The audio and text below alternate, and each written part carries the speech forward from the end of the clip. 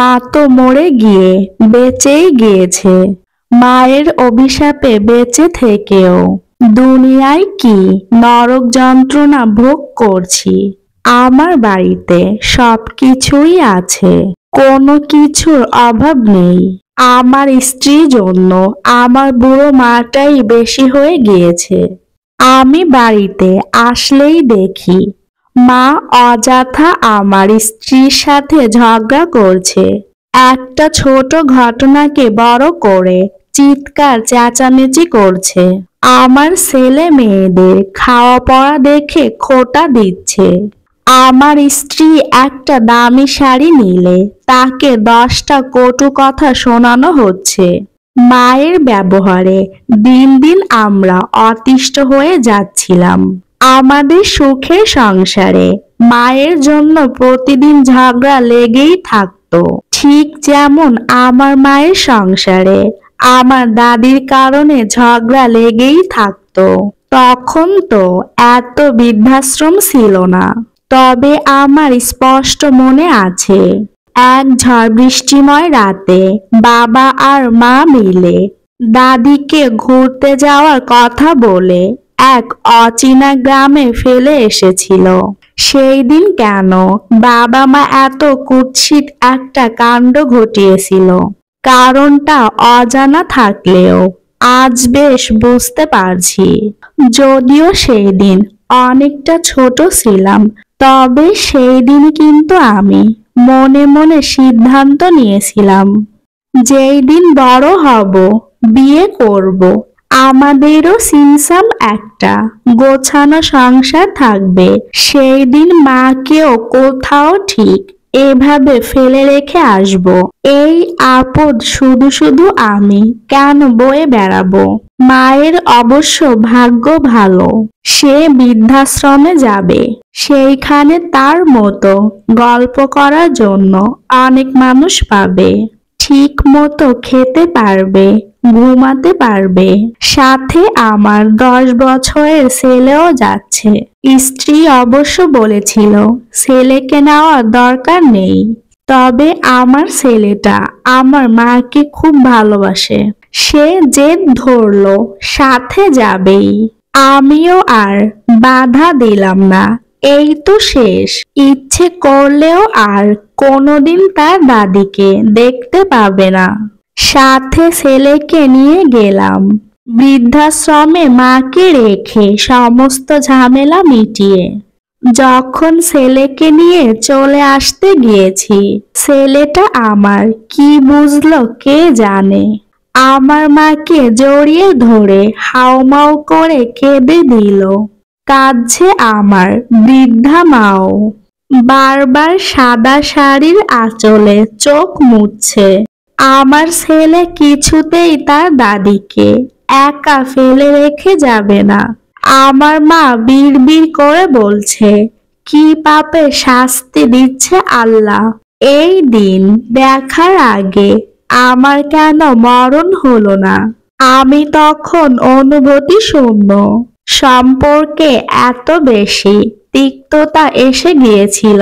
মাকে ঘিরে এখন আর কোনো অনুভূতি কাজ করে না।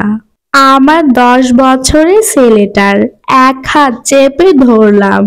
এক প্রকার জোর করে মায়ের কাছ থেকে টেনে ছাড়িয়ে নিয়ে গেলাম। গাড়িতে উঠে ছেলেটা কান্না ভেজা দৃষ্টিতে বৃদ্ধাশ্রমের দিকে এক দৃষ্টিতে তাকিয়ে রইল। আমি ছেলেকে স্বাভাবিক করতে বললাম, অমন করে কি দেখছিস বাবা? ভাবছিস কি এই বৃদ্ধাশ্রম কতদিন চালু থাকবে বাবা? আমি কৌতূহলী হয়ে বললাম, কেন বলতো? তুমি আর মা যখন বুড়ো হয়ে যাবে আমাদের সংসারে অশান্তি সৃষ্টি করবে, ঠিক একইভাবে তোমাকে আর মাকে বৃদ্ধাশ্রমে পাঠিয়ে দেব বাবা। এই কথাটা শুনে আমার অনুশোচনা হওয়ার থেকে এতটাই রাগ হলো, ঠাস করে ছেলের গালে থাপ্পড় মেরে দিলাম। ছেলে গালে হাত দিয়ে কান্না করতে লাগলো। আমি চাপা কণ্ঠে বললাম, এই কথা শোনার জন্য তোদের পিছনে আমার কারি কারি টাকা নষ্ট করছি। তোমাকে ছোট থেকে বড় করতে দাদু দাদার টাকা লাগেনি বাবা? আমি কি উত্তর দেব ভেবে পেলাম না।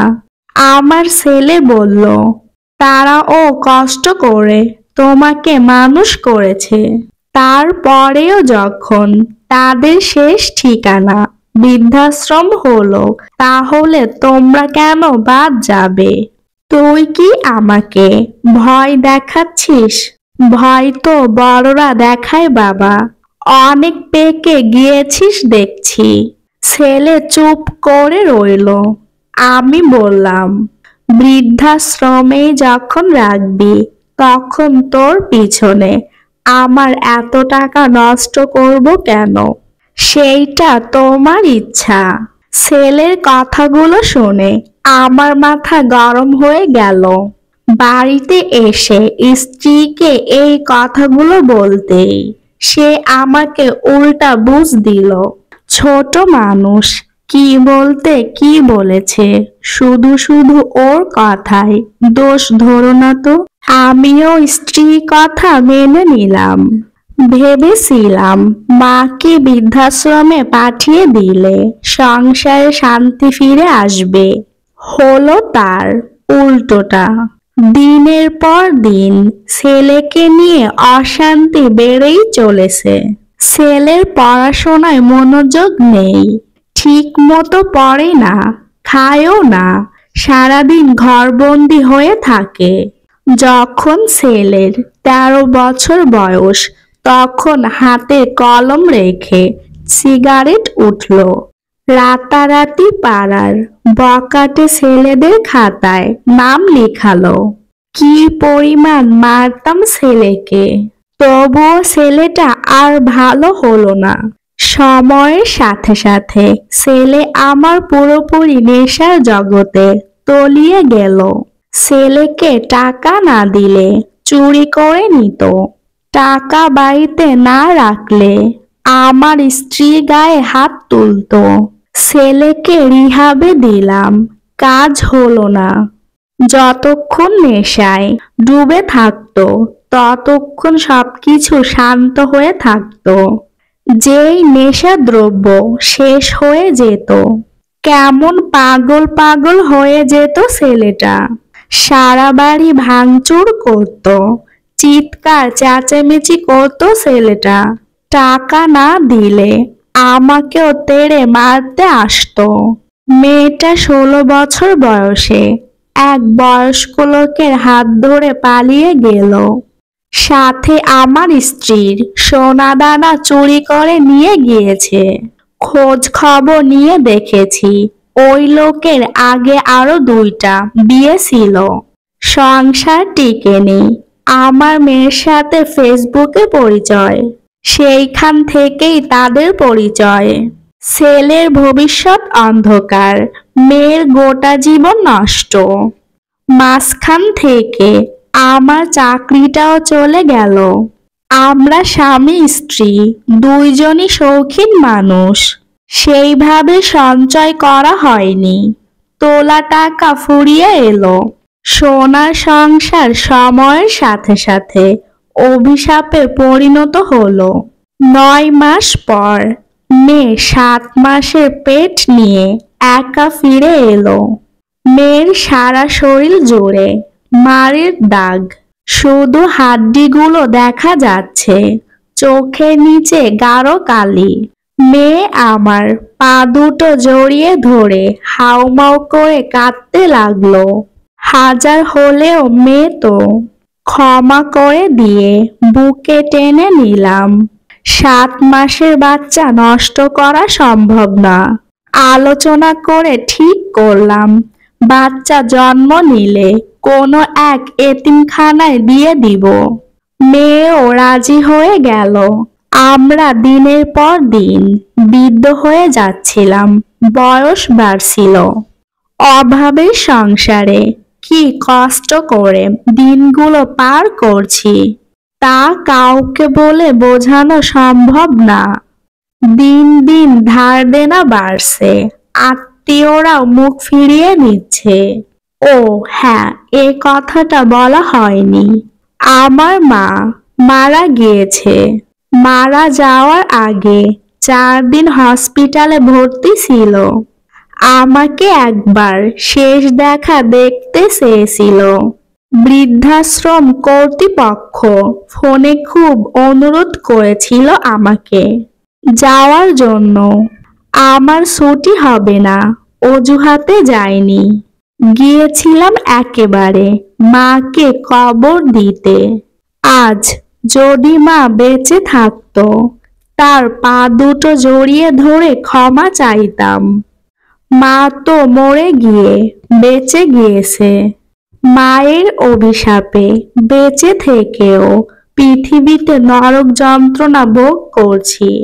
তা যদি মা একবার দেখতো।